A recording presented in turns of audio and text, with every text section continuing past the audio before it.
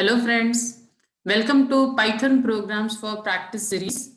आज हम लोग इसका पार्ट 4 डिस्कस करेंगे, जिसमें हम लोग IPO input process output based program discuss करने जा रहे हैं, जो कि है आपका program to calculate area of circle. चलिए आइए देखते हैं। तो फ्रेंड्स, सबसे पहले अगर हम लोग बात करते हैं एरिया ऑफ सर्कल की, तो जैसा कि मैंने आपको लास्ट टाइम भी बताया था कि कोई भी जो भी आपकी प्रोग्राम है, अगर मान लीजिए उसमें आपका कोई फॉर्मूला है। अब जैसे एरिया ऑफ सर्कल हम लोग कैसे लिखेंगे इसको, it is area is equal to, हम लोग कुछ ऐसे लिखते हैं, पाई आर स्क्वायर, ये फॉर्मूला होता है ना। तो मैंने आपको ये चीज पहले ही बताई थी कि हम लोग हमेशा जो भी हमारी प्रॉब्लम होगी उसमें हम लोग राइट हैंड साइड में देखेंगे कि हमारे पास में क्या क्या इंफॉर्मेशन है, और उसमें से जो जो इंफॉर्मेशन ऑलरेडी अवेलेबल है और जो इंफॉर्मेशन हमें यूजर से लेनी है। फाइन। तो अगर सबसे पहली बात देखा जाए तो पाई, पहली बात ये सिंबल ही नहीं है। फाइन।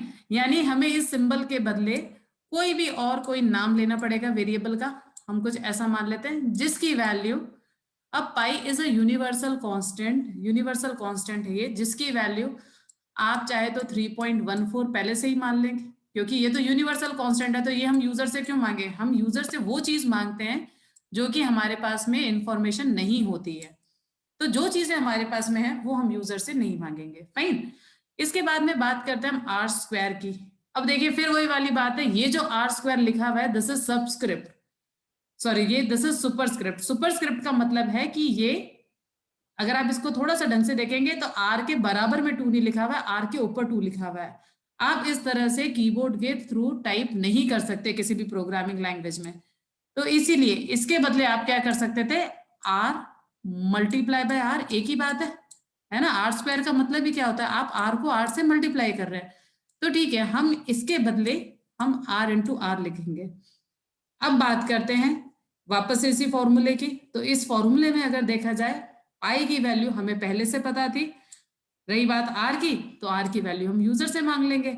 ये दोनों चीजें मेरे पास में आ गई, तो फिर हम एरिया कैलकुलेट करेंगे और जो भी हमारा एरिया आएगा हम उसको प्रिंट करवा देंगे। आई होप आपको ये सारा समझ में आया हो। चलिए आइए, तो फिर अब हम लोग इसकी कोडिंग करते हैं। तो लीजिए फ्रेंड्स, मैंने अपना पाइथन का स्क्रिप्ट मोड खोल लिया।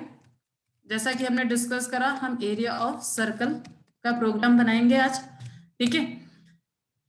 फॉर्मूला आपको पहले बता दें, area is equal to pi r square, जिसके लिए पाई हमें पहले से पता है, हमने पहले से मान लिया pi is equal to 3.14।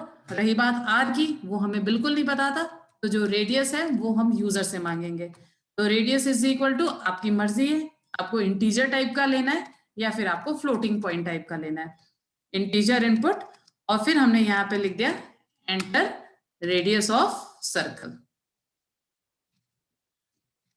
Enter radius of circle. ये लिखने के बाद में मेरे पास पाई भी आ गया, रेडियस भी आ गया। अच्छा, एक बहुत कॉमन सी मिस्टेक है, कई स्टूडेंट्स को मैंने देखा है, वो रेडियस को 2 बार लिख लेते हैं, 2 बार इनपुट लेते हैं। देखिए, बिल्कुल जरूरत नहीं है। एक सर्कल का एक ही रेडियस होगा, जिसको आपको एक बार ही इनपुट लेना है। आपको 2 बार इनपुट लेने की बिल्कुल जरूरत नहीं है, आप खाली एक बार इनपुट लेंगे। ठीक है।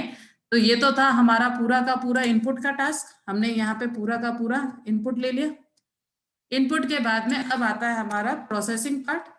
अच्छा, प्रोसेसिंग पार्ट में हमें क्या करना था, हमने कैलकुलेट करना है। तो एरिया हमने वेरिएबल ले लिया, which is equal to pi multiply by radius, multiply by radius, यानी हो गया आपका पाई आर स्क्वायर। और जैसे ही आपने कैलकुलेशन करी, आपके पास में आंसर आ गया, बस अब आपको उसको डिस्प्ले करवाना है। तो नेक्स्ट आएगा हमारा आउटपुट। आउटपुट पे प्रिंट फंक्शन हम लोग यूज में लेंगे। प्रिंट के बाद में अब हम यहाँ पे, हमें डबल कोट्स के अंदर जो भी लिखना है वो हम लिख देंगे, एरिया ऑफ सर्कल इज, और फिर हमने जो भी एरिया निकाला कॉमा लगा करके हम लोग एरिया को प्रिंट करेंगे। फाइन। तो ये हमारा छोटा सा प्रोग्राम था जिसके थ्रू हम लोगों ने एरिया ऑफ सर्कल निकाला है। अब हम इसको सेव करके रन करते हैं। इसको कोई भी नाम दे दीजिए आप।